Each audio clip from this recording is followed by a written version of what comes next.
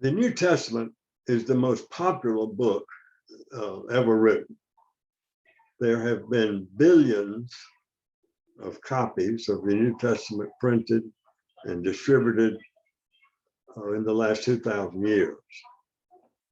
It has been so popular and so much more popular than any other book that is really, it's ludicrous to say another book is even in second place or third place.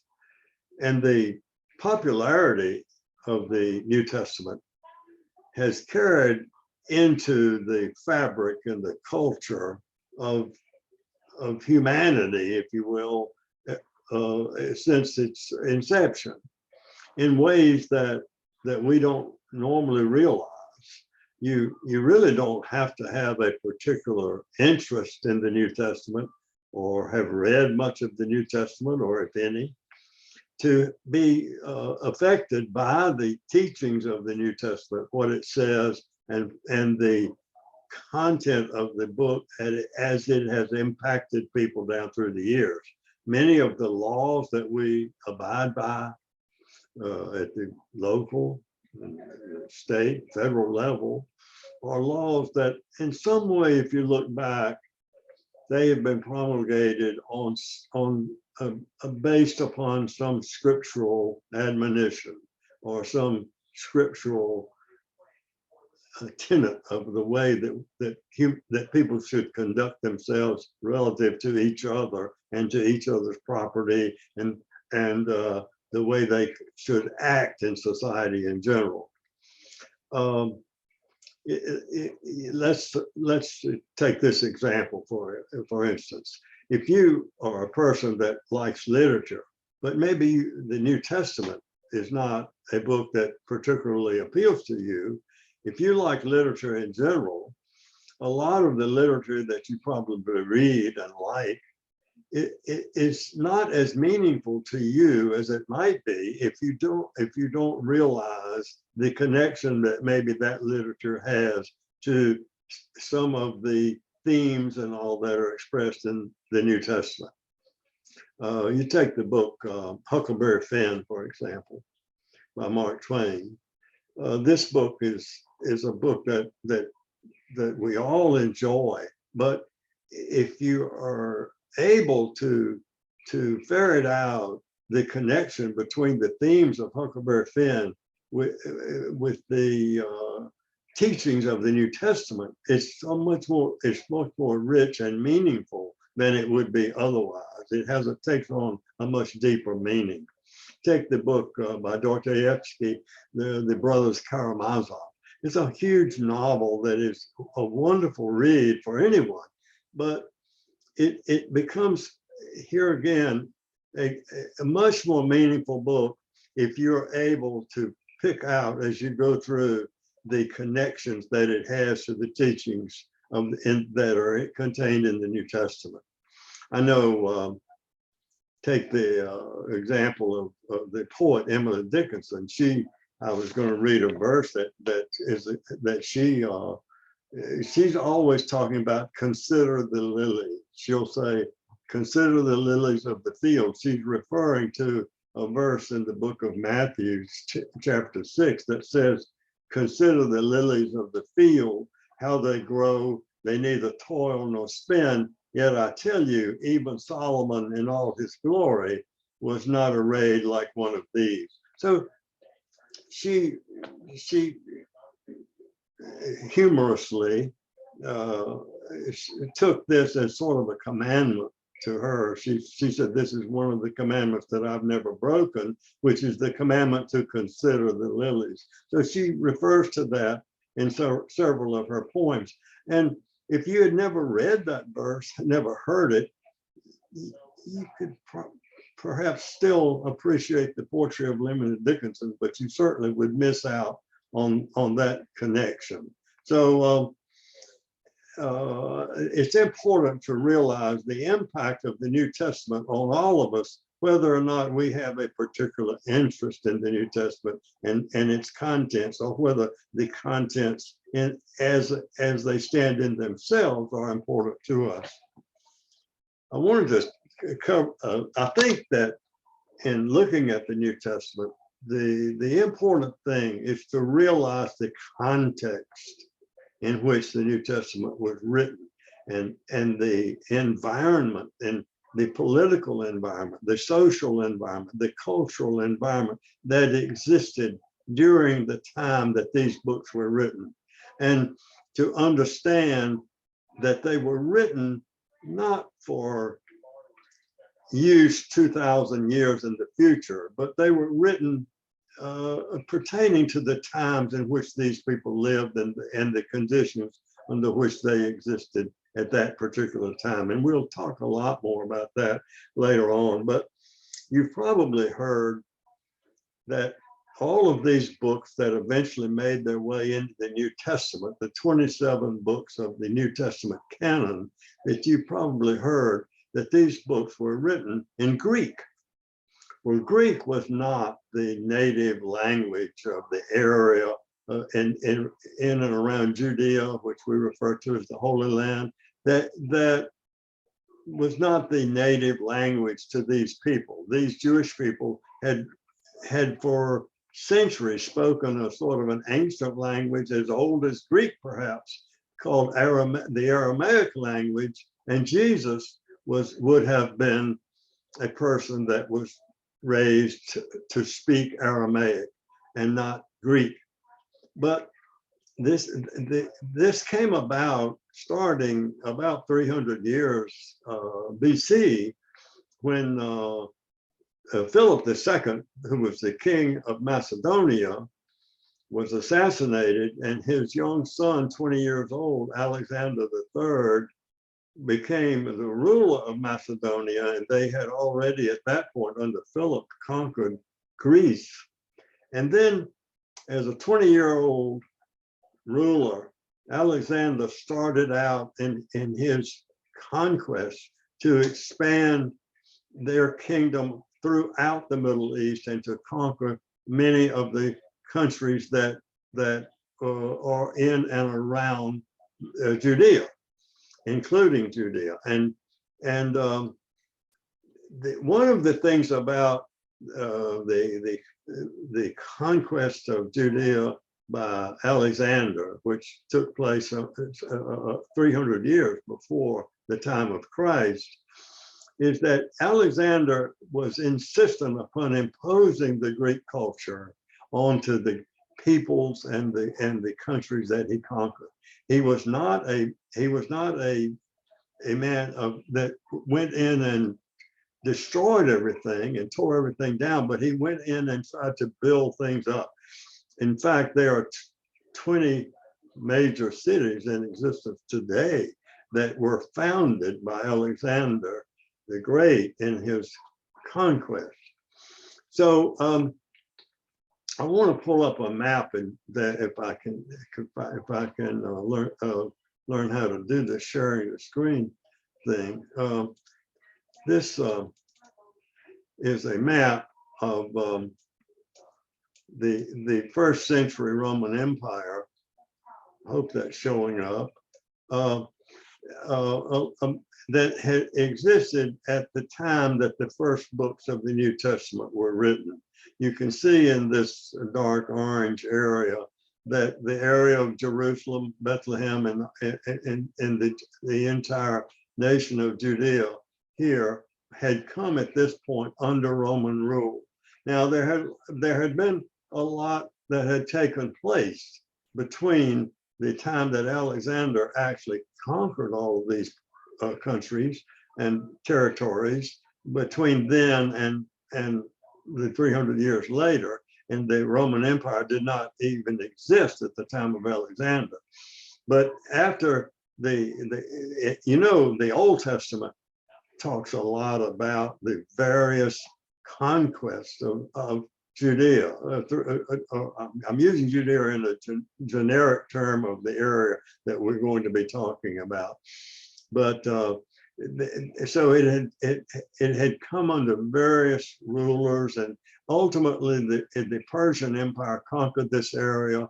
And then it was in 67 BC that the Roman general Pompey came in and conquered Judea for the last time, as it became then for a long time under the Roman, as part of the Roman Empire. So at the time of Christ, the Romans ruled the area. So, some, you know, from even here, the New Testament talks about the various forms of government that might exist in different territories, but essentially it was under Roman rule. So they imposed the Greek language on people, and it was not that you were not allowed to practice the Aramaic language and speak the Aramaic language, but it was the Greek language was taught and encouraged in this area. So so that's the explanation for why these books of the New Testament were written in Greek and not Aramaic, which was the language native to Jesus and his followers. I may just go ahead and mention at this point, when we're talking about the 27 books of the New Testament, there are no original copies of any of these books. None of these books have ever been found as that anything that would even be close to an original. There are no first copies. There are no copies of these books that were just the first time that the books were copied. The copies that have been found are several hundred years usually after the time of Jesus. The copies would go into the 4th century, the 5th century, along in there to where they would find actual copies, an intact copy of a book of the New Testament. There have been fragments found, maybe a calling card size fragment of some of the books of the New Testament that were much earlier, maybe a fragment from the 2nd century that someone that they have found and determined, and scholars have determined that it came from one of the books of the New Testament, but no intact books of the New Testament have been found that are real early. I wanted to move on to talk about, I talked about Alexander the Great. I want to talk about and the imposition of Greek culture into this area. I want to talk about one more significant thing that took place during this period that had a tremendous impact on the advancement and spread of Christianity after the time of Christ. And that was the method of capturing information and data and putting it into some sort of legible, readable format. If you go back to Alexander's time, 300 BC, most anything that had been put in writing was put in the form of a scroll. This was a large sheet of papyrus that they would be written on. It could be rolled up and bound, tied up, and then it would be a huge scroll that to move it, you would carry it from one place to another. If you made a copy of it, you would copy from one scroll to another scroll. But along in this period of the beginnings of the Roman Empire, the Romans began to try other methods of capturing data and to make what we refer to as a book, so forth. There became a little bit of a rush of a need to do this over several years when there was a shortage of papyrus in Rome and itself, and which was imported from Egypt. And so the Romans started experimenting with wax and different kinds of materials to write on. They finally came up with the idea that you could write on, if you use certain materials and certain animal skins and so forth, you could write in a much smaller space, and you could write on both sides of a piece of material.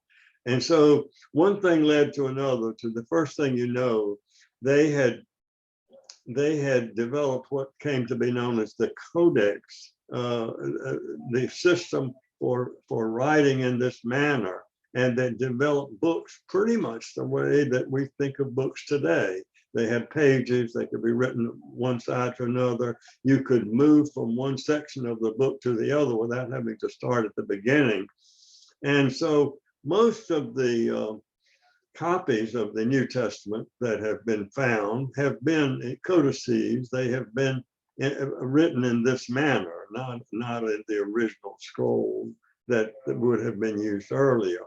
And so, but you can see what a tremendous impact this would have had on early Christianity and the spread of Christianity during the time of Paul, for example. With the ability to copy these books in a manner that they could be transported and carried from one place to another. And not only that, but made much more accessible by being able to move from one section of a book to another without having to go through and unfold and work out from the beginning every time. So, you know, we often have heard that the invention of the printing press and the impact that that had, and it's often referred to as one of the greatest inventions in the series of things that have been invented for the progress of man and civilization. But I would submit that the invention of the Codex form of capturing data that took place during the time of the writing of the first books of the Bible, or all of them, the books of the New Testament, is also very, very significant, and especially significant in the spread of Christianity. So I wanted to mention the importance of those two things: the Hellenization of Judea due to the initial conquest of Judea by Alexander the Great, and then the invention of the Codex form of capturing data. You know, it's a little aside here, but it may be appropriate to go ahead and mention what we're all aware of, that one of the things as we get into talking about the Jewish people and the Old Testament and New Testament is we are gravitate toward a discussion of monotheism, which is the thing that distinguished the Jewish people from others, in that they believed that there was one God, that there was only one God. And the Bible that we read and study is a monotheistic document. It describes one God. Well, this was not at all the way Romans felt, and the Romans worshipped many gods. In the Roman Empire, there were gods of various status. There were minor gods, there were middle-range gods, and there were gods that were right at the top. I think, let's see now, the Greek gods were Zeus, Ares, and Aphrodite, and the Roman gods that are equivalent gods were Jupiter, Mars, and Venus, I believe. But those were the most important gods, but they were not the gods that the average person appealed to in their average daily life. It was, I was watching the golf tournament yesterday, and they were interviewing a player who had made an eagle on a par 5 hole. He had hit a ball up there, and it rolled around and rolled down near the hole, and he was able to make the putt for a 3 on a par 5 hole.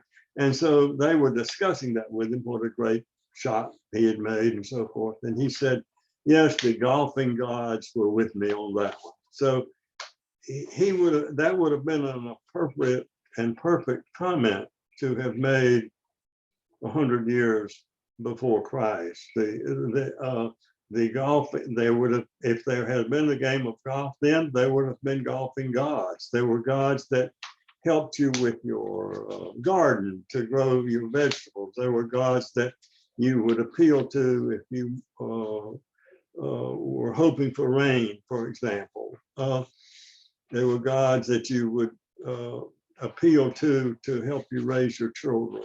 Any family could have many, many gods that they appeal to.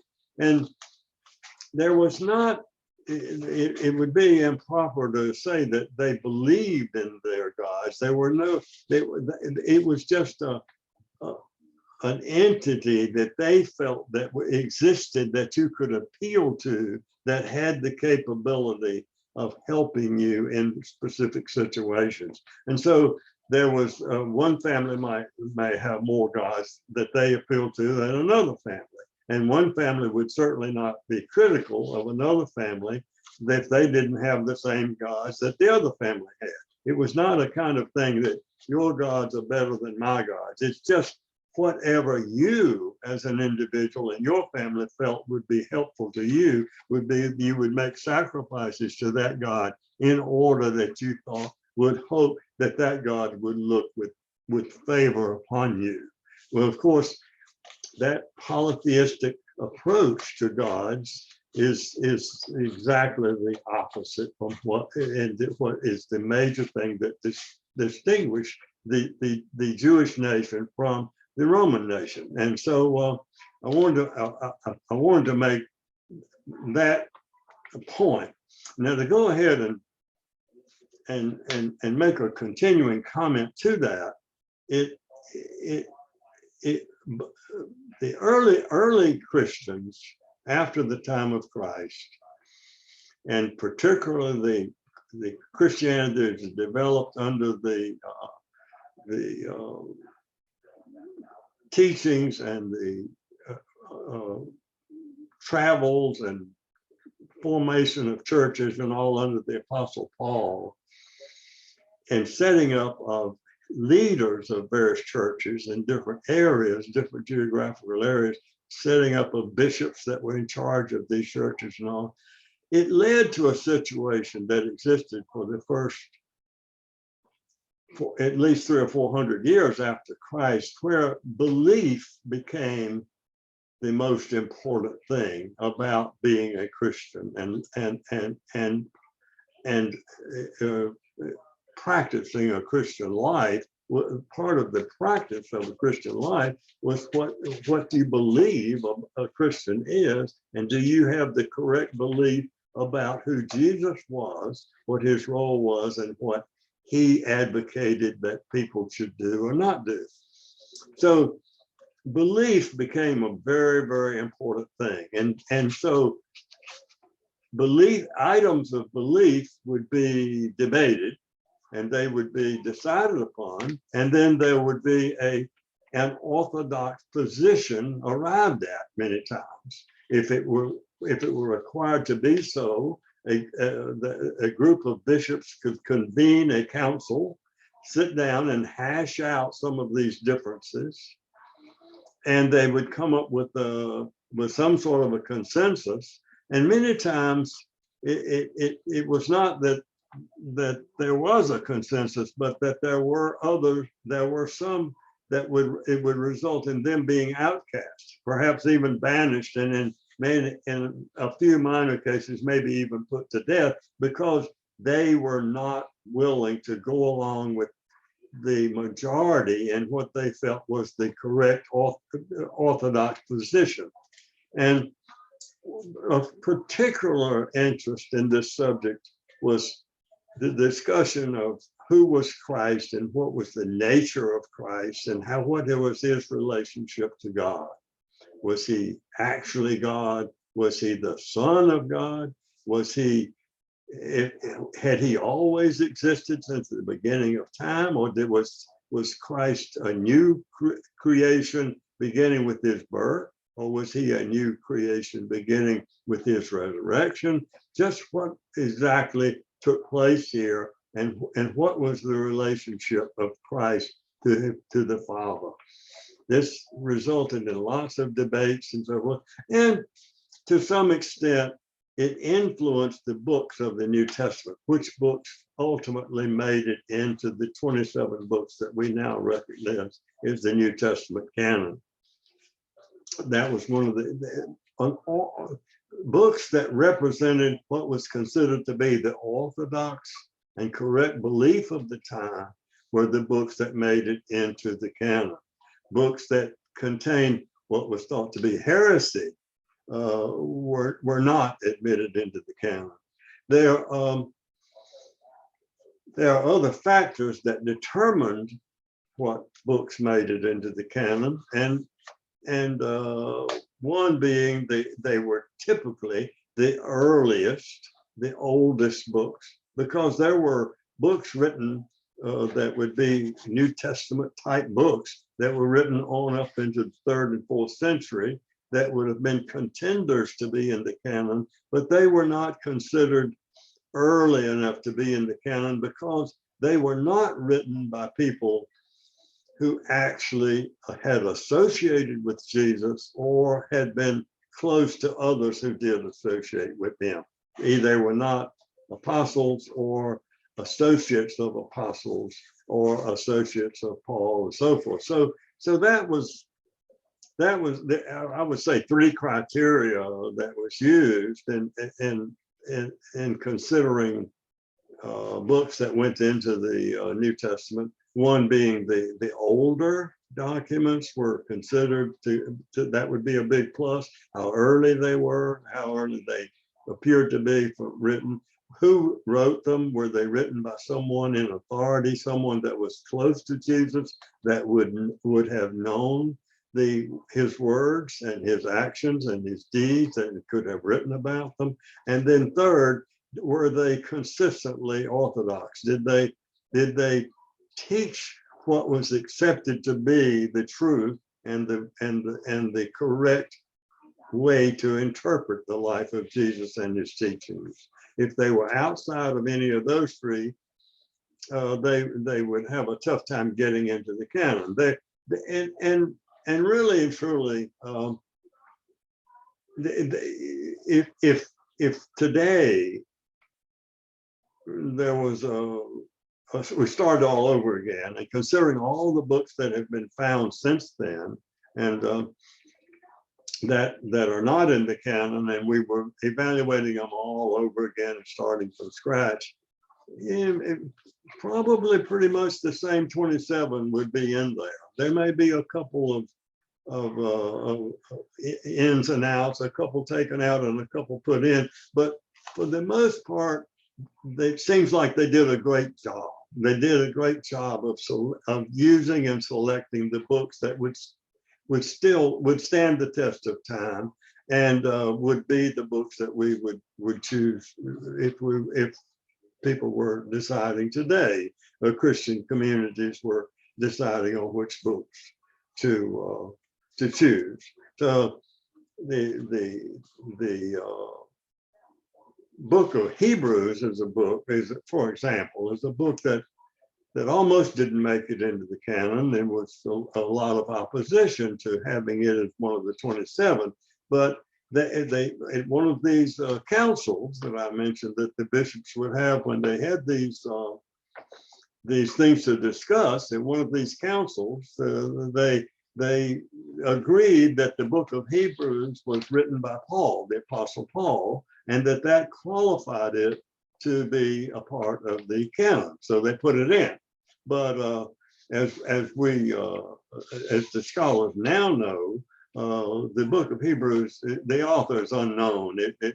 No one knows that it wasn't Paul, but there's no evidence substantial evidence that would indicate that it was. So, but it's not as mysterious or as prejudiced as it might seem like it was. It seemed to be a pretty logical thing. But it was in the year 367 that Athanasius, he was the bishop of Alexandria, and he decreed that the 27 books that they had been using and that they were considered the New Testament then, that they were going ahead and saying that these were the 27 books that would be recognized as the New Testament canon. And he got out a letter was his famous festal letter that he got out every year to all of his churches. And he told them that nothing shall be read in church under the name of the divine scriptures except the Old Testament and the 27 books that are currently in use. So, and then following that up in 393, the Augustine of Hippo, which is in a church section in North Africa, the bishop there, he imposed on all of his synods the church law that said the same thing essentially, and he added to the 27 a secondary group of books that he authorized could be studied and they could be used in church, but were not to be considered as part of the Holy Scripture canon of the 27 books of the New Testament. Some of the books that are outside of the New Testament that were considered the Shepherd of Hermas, the Epistle of Barnabas, which was thought to be written by an associate of Paul, that had long been regarded as equal to the apostolic letters, but they finally decided that those were going to be left out. The Athanasius state, in these 27 books alone, the teaching of godliness is proclaimed, and so from here on, no one may add to them, and nothing can be taken away from them. But you see, that was a long time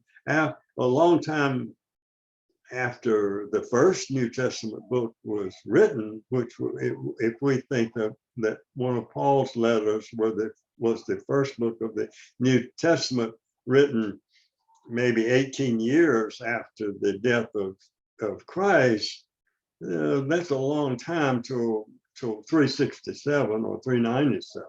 So that's the way that came about. The New Testament is divided into 4 sections. And you know, in talking about the New Testament, one of the things that I find myself saying many times, and it probably gets a little old to hear me say it over and over again, but you keep using the phrase scholars say, or scholars feel, or scholars have figured out, and so forth. And I'd like to explain that a little bit.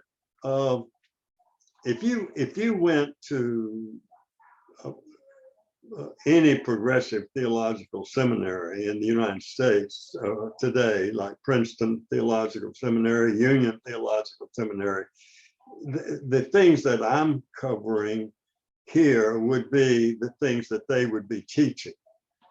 If I make the statement that of the books ascribed to the Apostle Paul, the 13 books ascribed to the Apostle Paul, only 7 now scholars feel are actually written by the Apostle Paul. That's not something that just 1 or 2 people have said. That's something that would be taught at the seminary level.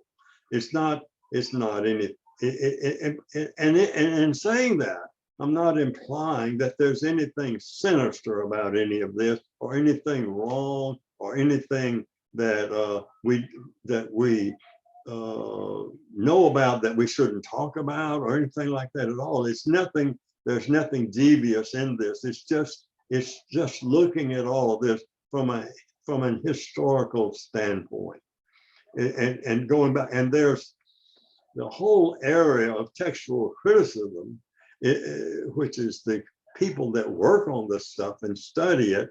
You can get a college degree studying how to analyze these books of the Bible, who wrote them, what are the reasons for thinking that certain people did not write something that may be attributed to them, or the reason to think that a certain section of a certain book may have been altered over time, or something else was inserted in. And all these are things that is studying these books from a historical standpoint, just as if it just substitute the study of William Shakespeare's works, for example, and someone could spend their life figuring that out, the timing out of which of his plays he wrote at certain times and which he didn't, and what sections may have been written by one of his associates rather than him, and so forth. It's the same idea. It has nothing to do with whether these people how they feel about certain things from a faith standpoint. So it's purely from a historical standpoint they're looking at this. Many of these scholars, the most eminent scholars on the New Testament, are people that probably are ambivalent about what the New Testament actually teaches. Maybe they have no interest in that, or that's not something they're interested in. They are looking at it from a purely historical standpoint. But as you get further into it, and at least for myself, it has not turned out to be all that significant. I can perfectly understand, for example, why there may be letters attributed to the Apostle Paul that were actually written by someone else. This is not to say that someone was trying to put words in Paul's mouth or to try to make him seem to have a feeling about things of what he wanted to teach that was different from what he really had. In fact, just the opposite. They were probably people that were close associates of him, that worked with him constantly, knew his philosophy and his views on Christians and Christian conduct and Christian ethics and so forth, and were just stating those in his name to you, and you playing on the popularity of their leader. If I were going to write a book and I could use someone's name that had successfully written books, I would be better off and more likely to have more readers if I did that. And I think that's probably what happened a great deal of the time. So I want to pull up another screen here and start to talk specifically about, if I can, a few of these books. We've talked about, I hope you can see this. We've talked about Paul's books being the first. And this New Testament is divided into 4 sections in the way that it's studied. And the first section of the New Testament is referred to as the Gospels. That would be Matthew, Mark, Luke, and John. They are referred to as the Gospels. And they basically, the Gospels, are books of the Bible that deal mainly with the life and the death and the ministry of Jesus Christ. That's what those 4 books deal with. They tell stories. They are mainly historical in nature. The authors of those 4 Gospels are not known. The Gospels existed long before they were given authorship. But at some point, the 2 of those Gospels came to be ascribed to actual disciples of Jesus, who were Matthew and John, who were disciples of Jesus. So 2 of those books came to be called Matthew and John. It's not to say that Matthew and John were not the authors of those books, but that's just what evolved over time, that they were. 2 others came to be ascribed as in 2 associates of apostles, and that would be Mark and Luke. These ascriptions would have been made sometime in the 2nd century, perhaps 100 years after the crucifixion of Jesus. So those are the 4 books that comprise the first section of the New Testament, which are referred to as the Gospels. The second section of the New Testament is just a single book, and it's called the Acts of the Apostle. And this book is, the authorship of this book is pretty well recognized to be the work of Luke, who was an associate of the Apostle Paul. He was more like a secretary associate to Paul, probably a very educated, very literate.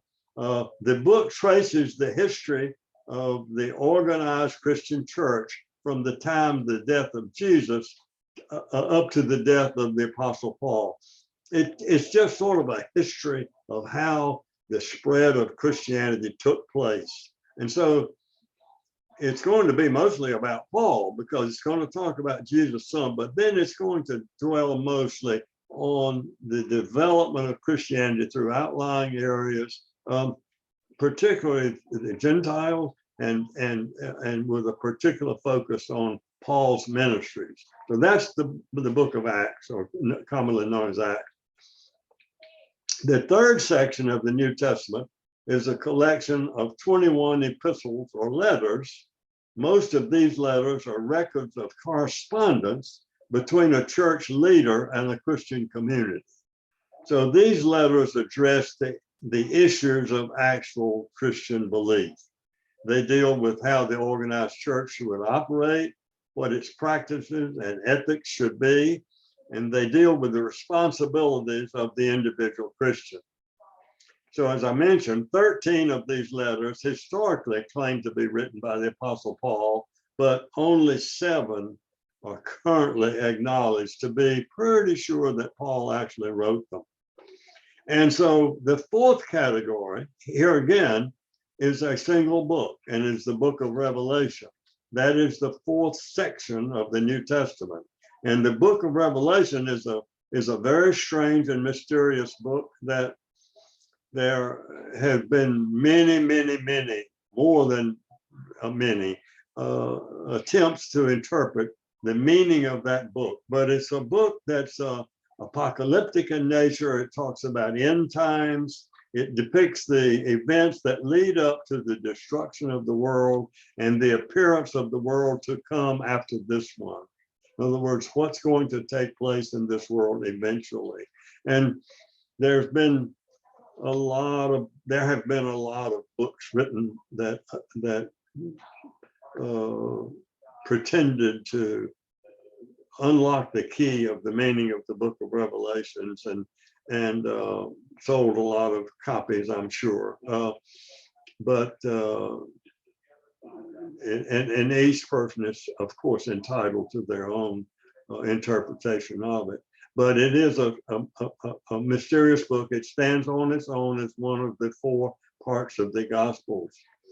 So as we take a more specific look at some of these books, we see that 1 Thessalonians is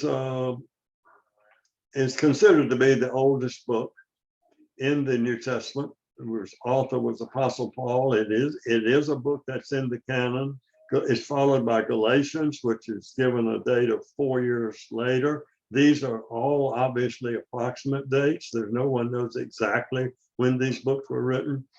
Then there's a book that I have put in here, which is Paul's 1 Corinthians letter, which is a lost book. It is not obviously in the New Testament, and no copies have ever been found of this book. But the reason that we know that there was a book of 1 Corinthians is Paul himself has referred to that book in his other Corinthians letter. He says in his letter to the people at Corinth, he says to them, remember what I told you in my other letter. I wrote you in my letter not to associate with sexually immoral people. So this is the evidence that there was a previous letter that has since been lost. Then we move on through the other letters that are attributed to Paul, Philippians, and the second letter to the Corinthians, and the book of Romans. The first book that is attributed to someone other than Paul was written approximately 20 years after the first book by Paul, and this was a book by Mark that's given the authorship is attributed to Mark, that it was written about 70 CE. This would have been for 38 years after the crucifixion of Christ, and 38 years later, Mark wrote this book, or approximately.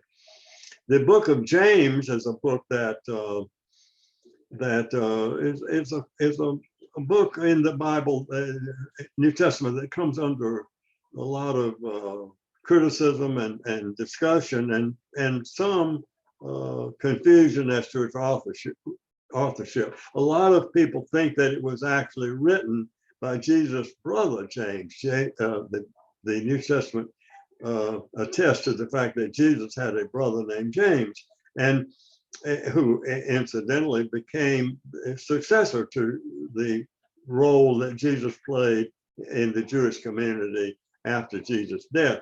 But if James was the author of this book, then the book is much older than the 75 years after 75 CE that scholars have given it. It would be much older than that. But it's a book that Martin Luther, talking about criticism of which books made it into the canon, and all the way up to the time of Martin Luther, this was the one book that he just could not stand the fact that it was part of the New Testament. He would, if he had had his way, they would have thrown it out in a heartbeat, because he did not like a book that spoke of works righteousness, if you will.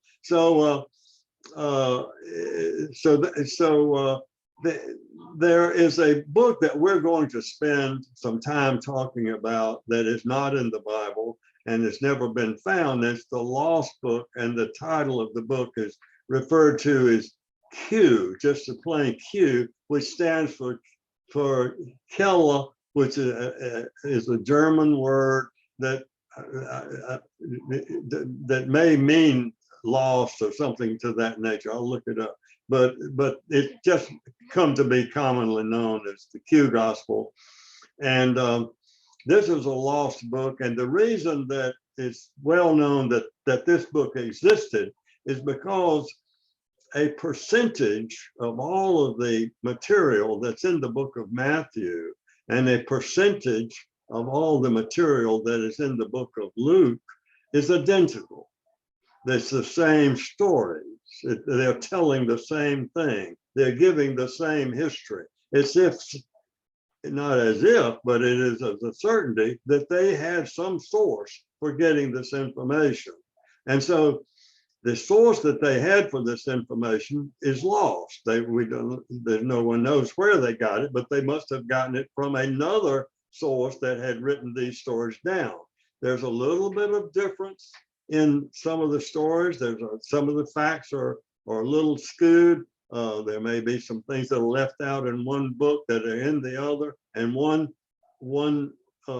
may tell stories that the other one doesn't tell that still could have been in the Q Gospel. But there's certainly a Q Gospel, and scholars have worked on it to the point that that now there are books that claim to have pretty much what would have been the content of the Q Gospel. I have a book in my library that's called The Gospel of Q. So we'll talk about that more later, because it's very interesting, the Q Gospel, because it would have been maybe the earliest gospel. And so if you can figure out what the very earliest gospel said and taught, then that's important. So another book that's lost that Paul wrote is a letter to the Laodicea. It says epistle to Laodicea. He referred to in one of his sayings, says, remember the letter that I wrote you, or the other letter, same evidence that we have that his other letter existed. And then you work your way on up through these letters. And you look at the length of time that they span from 60 back, or 50 back all the way up to 120, which is 2 Timothy. 1st and 2nd Timothy are reasonably late books, dating up to 120 CE. So it's important to realize that the Epistle of Barnabas is one that was a popular book, as I mentioned before, because it's thought that Barnabas was an associate of Paul. It did not make it into the canon. But there's some interesting stories around the finding of other books that were not that did not make it into the canon. And you'll see as we go on down here that we're all the way up now to the book of 2 Peter, which was estimated to have been written 135 CE, which was a long, long time after the first of Paul's letters, and the Shepherd of Hermas, the Gospel of Thomas, and so forth. So, and next time, perhaps, we'll talk more about some of these books, how they were found, what the content of these books are that did not make it into the canon, particularly the Gospel of Thomas, which is a book of Jesus' sayings and quotations, and we'll discuss some of those and see how they may ring true with what we consider to be the theme of the rest of the New Testament, or how they may be a little bit different in some uncertain ways. So to sort of summarize the way these books made it in, is that the leading factors were the age of the book, the authors of the book, were they close to Jesus or close to associates of Jesus, and did they contain the correct dogma? Were they non-heretical books, and did they conform to what was considered at the time to be orthodox beliefs? And so that was the main criteria. Next time we'll delve further into this. I want to talk about the huge discovery at Nag Hammadi, which is the cache of books that were discovered there in 1945, which is one of the great archeological discoveries ever. And we'll talk more about that story and how that came to be, and what books were in there, and what the content of those books might be. So look forward to next time, and thank you very much. Bye.